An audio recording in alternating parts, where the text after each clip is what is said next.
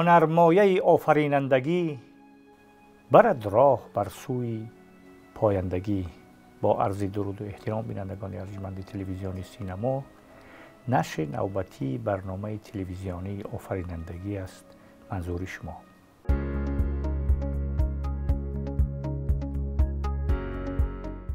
ما که در عرفه بزرگترین و پرشکوهترین جشن اجدادی نوروز باستانی قرار داریم، سلسله صحبت‌های در زمینه شکوه و شهامت و شوکت و بزرگی نوروز برگزار میکنیم و به این صحبت‌ها دانشمندان و کارشناسان و عالمان و محققان و روشنگران و زیایان ملی را دعوت میکنیم تا اینکه اطراف شکوه و شهامت نوروز، فرهنگ نوروزی و مراسمات مرتبط به نوروز صحبت‌های انجام بدیم و به این واسطه شکوه آفرینندگی و ویژگی‌های آفرینندگی نوروزی عالم افروز را به بینندگان عرض داریم. هرچند که بینندگان هم طی سالهای طولانی مخصوصا از سال 2010 به این طرف که نوروز جهانی شده است و طبق قطعنامه سازمان ملل متحد، سازمان یونسکو، سازمان ملل متحد در مقام روز بین المللی 21 مرداد در تمام دنیا تسجیل می‌گردد. مردم ما هم دایره علمی و اکادمی و تحقیقی و معرفتی و زیایگری ما، روشنگری ما هم در این راستا کارهای زیادی انجام دادن، مقاله و مطالب زیادی نشر کردن، برنامه‌های تلویزیونی و رادیویی زیادی پخش و نشر شده است. در مطبوعات دولتی ما هم در این زمینه مقاله و مطالب زیادی نشر شده است و در این راستا خواستیم نخستین صحبت را با دانشمند و محقق جوان ما، با فرهنگشناس جوانمان، خادم علمی پژوهشگاه فلسفه، سیاست شناسی و حقوق و خادم علمی شعبه فلسفه فرهنگی همین پژوهشگاه، ظاهر سیف الله، یک صحبت کنیم و با حضور ظاهر عزیز بعضی ویژگی‌های این جشن بزرگی ملی و فراملی رو مطرح کنیم. تشکر که دعوت ما رو پذیرفتید. تشکر. آمدید. اکنون ظاهر یک نکته دیگر را هم تاکید میکنیم که امروز در پژوهشگاه فلسفه یک سمینار مشورتی هم در راستای نوروز، شعبه فلسفه فرهنگ که شما در اونجا فعالیت میکنید، یک سمینار مشورتی هم دایر کرد که به همین نوروز اختصاص یافته بود و در اونجا شما هم یکی از گزارشگرای اساسی بودید و در موضوع نقش نوروز در ادبیات صحبت کردید، ادبیات کلاسیکی ما صحبت کردید و در این رابطه ما هم عنوان برنامه‌مون گذاشتیم بهره‌گیری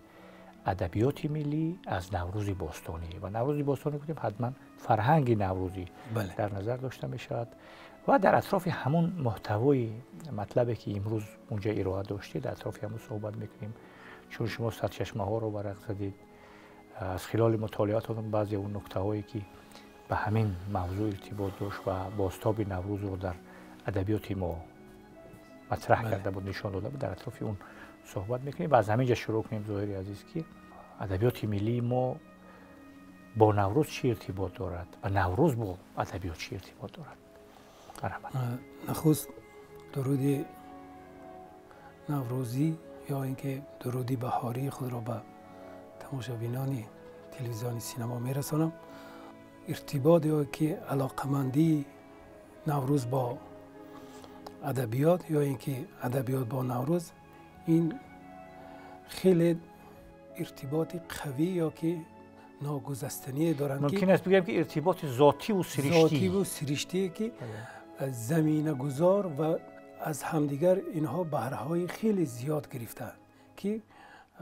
به ویژه ادبیات کلاسیکی ما از نوروزی باستانی ما، از نوروزی فرهنگی بزرگی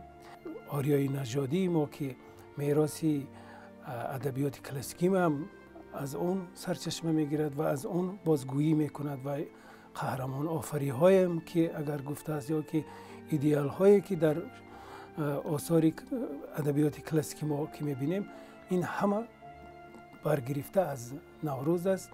و متاسفانه در مورد پژوهشگری یا اینکه تحقیقات هایی که وابسته به نوروز و ادبیات که محققان این ساحه انعکاس نوروز در ادبیات گفتند و در موردی که بازتاب نوروز در ادبیات گفتند، اما بهره‌گیری یا اینکه بار معنی نوروزی که نوروز اون طول بیش از 7000 سال می‌بیارد و اون در ادبیات ما شاعرانی بزرگ ما، دانشمندای ملی ما بازتاب دادن، انعکاس کردن که زیوری سخن شد یا که منطقی گفتارشان شد و زمینی هر چی که در ادبیات ما گفته شد از همه بهتر و خوبتر و تاثیرگذارتر در ادبیات ما تکیه زده است، یا که تکیهگاهشان این موضوعهایی که نوروز اونا همچون میراث معنوی یا که همچون عنعنه‌های نوروزی حفظ کرده و بین انسان‌ها هم مطرح میکرد، هم تبلیغ و وادار میکرد که به همه ارزش‌های ازلی یا اینکه ارزش‌های هویتی که انسان‌تر میکند بیشتر اهمیت بدهند مردم، که در ادبیات ما سرتاپا یا اینکه مالامال این گفته‌ها و این حکمت‌ها و این پیندار و گفتارهای نوروزی است که به شبهه ما نمیتوانیم که بدون اندیشه‌های نوروزی، که باید این نکته مخصوص ذکر شود که نوروز تمامی زندگی نامه یا اینکه تمامی برنامه ریزی های انسانیت با طبیعت با انسانیت تحریزی کرده است و در گفتار و اندیشه نوروزی هیچ چیزی بیرون نمی افتد که اون نالازم باشه یا که هم یک چیزی حاشیوی باشد که یا که به حاشیه رانده شود، که مثل که نوروز اینقدر سال که خدمت دارد و به مردم خدمت گذاری میکند و مردم به توفیل یا اینکه به شرافت نوروز زندگی خود هستی خودشان هر سال نو میکنند و هر سال با آمال و آرزوهای نو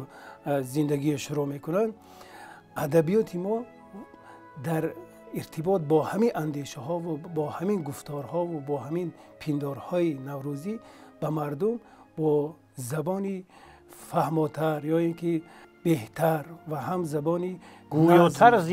زنده‌تر و هم گویاتر و هم زنده‌تر و هم نظمی که نزاکت و توازن لطیف و ظریف هست، همین به مردم بیشتر رسانده است و مردم از این خیلی بهره ها گرفتند. تشکر ظاهر شما. اگر ببینید که از اون که یعنی ارتباط ذاتی دارد با ادبیات ما. نوروز اگر در قالب یک فرهنگ یک تمدن شماره و همینطور هم هست، با ادبیات که هم این هم جزئی زندگی ما است، این هم شکل شعور جمعیتی است، این هم حیات ما است، حیات و زندگی ما است. با همین از نظر جوهری، مضمونی و محتوایی و مندرجوی سرشتی و ذاتن و سرشتن پیوند است و این فرهنگ نوروزی میگوییم. هر چی که مثلا داریم تو این دوره مثلا عصرهای میانه اگر گوییم، همش بر ساخته پیراسته فرهنگ نوروزی است و پیش از همه در ادبیات ما بازتابید مثلا موضوع یافته است، چون که شما گفتید. اکنون برمیگردیم به این که ادبیات ما که منظور ما ادبیات عصر میانه اگر باشد، اون ادبیات دوره قدیم که مأخذها کمتر هستند، اونجا هم نوروز باش، مخصوصا در زمان ساسانیان. پیش از این در زمان هخامنشی او شکوه و شهامتی که مثلا کوروش با تأسیس پرسپولیس و نوروز با صفت جشن ملی اعلان کرد، همون پرسپولیس هم پایتخت ملی و پایتخت نوروز اعلان کرد. اونا میگذاریم در همون ادبیات کلاسیکی منحصر میشویم. از استاد رودکی شروع میکنیم، از زمان سامانیان شروع میکنیم که زمان سامانیان ریشه‌دار شدن فرهنگ ما و گویا شدن اون فرهنگ است که با نام فرهنگ نوروز است. از اونجا شروع کنیم. استاد نکته دیگر اول یادرس شوم که همین ادبیات ما خود میراثبری معنوی نوروز است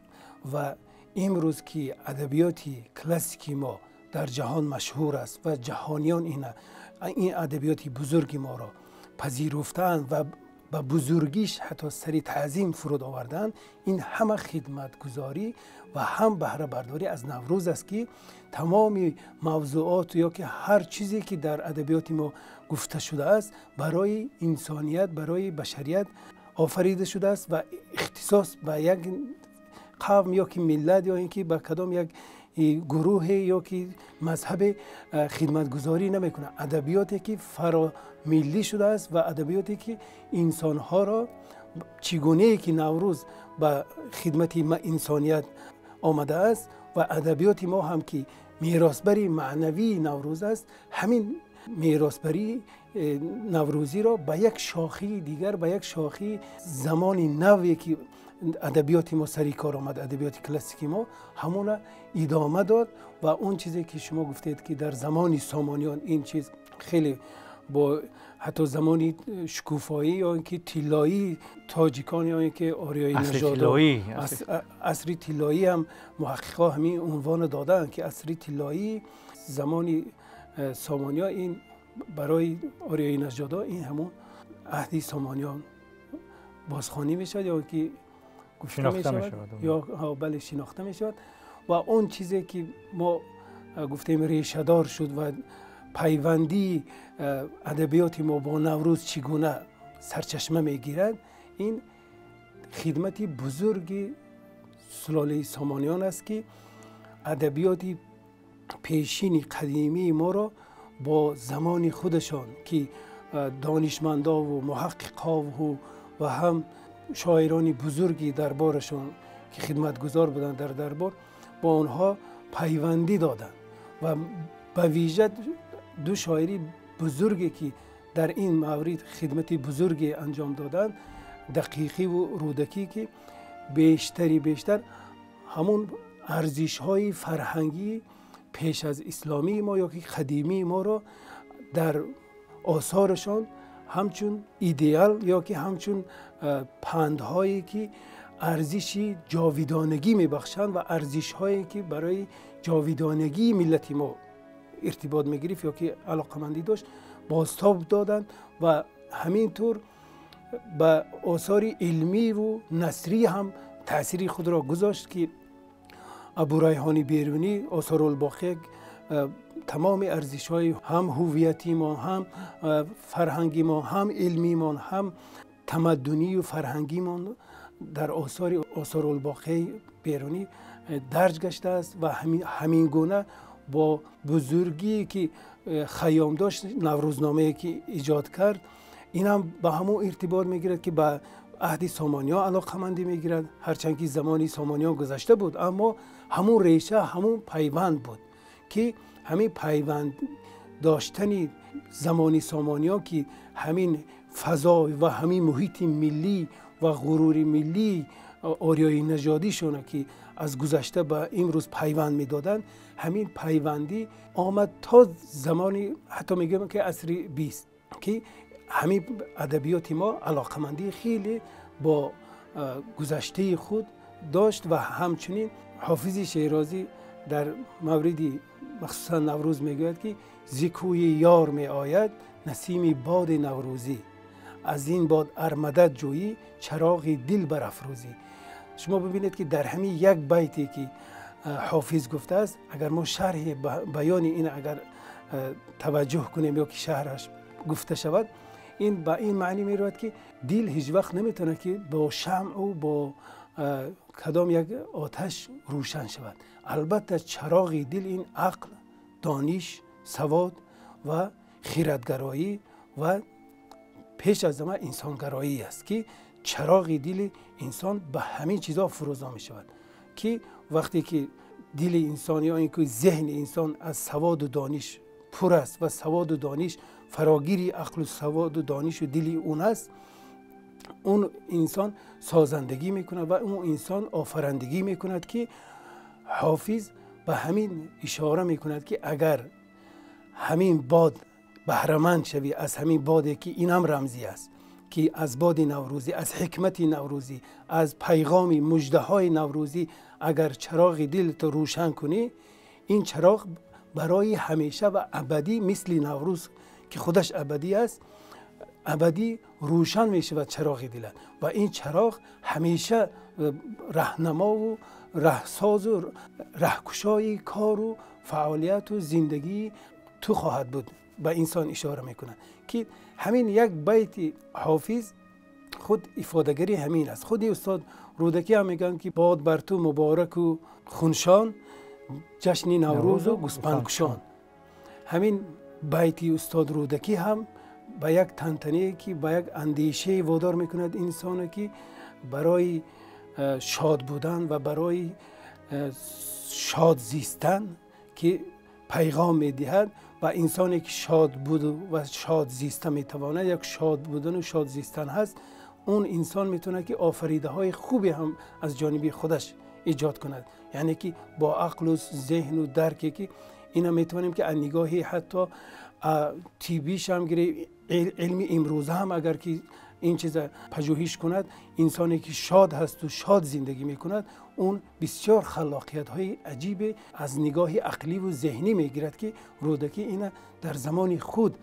الکی پیغام داده بود که در مورد شادزیستی که این شادزیستی به ما همچون هدیه یا که مژدگانی نوروز میدهد که من این شاد بودم و این شادزیستی برای تو هدیه و در برابر این هدیه نوروز طلب میکند که در چنین شرایطی شاد زیستن و شاد بودن تو میتوانی که آفرندگی کنی و یعنی که عقل و فهم و درک و سوادی که تو داری یا که باید پیدا کنی و از روی اون زندگانی کنی و از روی اون یک میراث یا که یک ارزش برای خودت به گذشته ها یا که آینده ها میراث گذاری. اکنون ظاهر شو میگذاریم به این که زمانی سامانیان که گفتید که قله بلندی معرفت و شعورناکی و فرهنگ گستری ما بود، سیاست گستری ما بود، نوروز هم که به همین ارزش های ما پابند بود یا که پیوسته بود و این ارزش ها را ساخته بود، این ارزش ها را در قالب یک فرهنگ ساخته بود، گسترده بود. اون زمان هم میگیریم که مثلا رودکی او یک چیزی مشهور شب است که با آمد بهار با رنگ و بوی با 100,000 نزهت و آرایش عجیب. از اینجا که آمدیم انا این بعد شاعرای دیگر اونجا هستن، مثلا در زمان غزنوی و منوچهری و فرخی و اسکری و انصوری اینا هم خیلی زیاد کرد و همینطور آمد تا زمان احمد دانش و عینی هم اگر توجه کرده باشه در شمس الدین شاهین هم این رنگ و بو هست و رنگ و بوی نوروزی است. پیش سخنتان استاد در یادداشت‌های استاد عینی تجلیل و جشنگیری نوروز خیلی خوب نشان داده شده است و حتی صحنه‌هایی که چگونه برگزار شدن جشن نوروز در خاطراتی که استاد عینی داشتند در یادداشت‌ها مثلا سایر شیر بدن داره و سایر گلی لاله داره چندین جشن‌هایی که اینها عنعنه‌ها یا اینکه همون عرفی نوروزی هستند که تا به نوروز که رفته میرسید اینها همین مرحله ها یا که گویم که جشن هایی که به نوروز ارتباط داشتن جشن گرفته می شدن که این معنی اون دارد که در گذشته اگر خدمتی بزرگ سامانی ها انجام دادن همین پیوندی ببینید که تا زمانی استاد عینی مستحکم پابرجا آمد و مردم از نگاه هم خودجوشی و هم اختیاری برای جشنگیری نوروز می برآمدن به صحرا یا اینکه می رفتن به تل و تپه ها که نوروز با همون شکوه و شهامتش هم احساس کنن و هم جشن گیرند که از نگاه روانشناسی و از نگاه باطنیشون هم اگر هرچند که چشمی سر می بیند که همه چی عوض شد، همه چی دیگرگون شد، اما باطن انسان هم باید به این چیز باور کنه یا که به این چیز خو کند که و باور کند که این ارتباط که ما با طبیعت داریم و ما یک جزء طبیعت هستیم و ما نمیتونیم که بدون طبیعت باشیم و وقتی که طبیعت اینقدر چهره عوض میکند و اینقدر آفرینندگی هایی که طبیعت میکنه در پیش چشم ما و توفیل یا اینکه با آمدن نوروز که طبیعت ما و تمام زندگی ما رنگی دیگر میگیرد، انسان هم ناگزیر است که رنگ یا که عوض نشود. حال و هواش تغییر بله، چون جزء طبیعت است. برای اینکه ما علاقمندی داریم، ما هیچ وقت نمیتونیم که بدون طبیعت باشیم که بدون نوروز باشیم که ما به تفاوت برای ما باشد و اونها بیایند و گذشته از پهلوی ما روند ما اهمیت ندهیم یا که برای ما اهمیت نداشته باشد. این چیز غیر امکان یا که غیر ممکن است. تشکر زیاد که دعوت ما پذیرفتید و در یک محدوده کوتاه زمانی حدود 20 دقیقه آنچه که مهم بود و ضرور بود در رابطه با پیوندی ادبیات با نوروز صحبت کردید. یک صحبت خوبی هم انجام دادید و در آخر آمدی نوروز را، مژده نوروز را با تمام مردم شریف تاجیکستان شاد باش میگوییم و حال و هوای نوروزی را به همه آرزو و امیدواری میکنیم. رسیدیم به پایان برنامه. روزگاری خوش و بردوام و ایام بکام.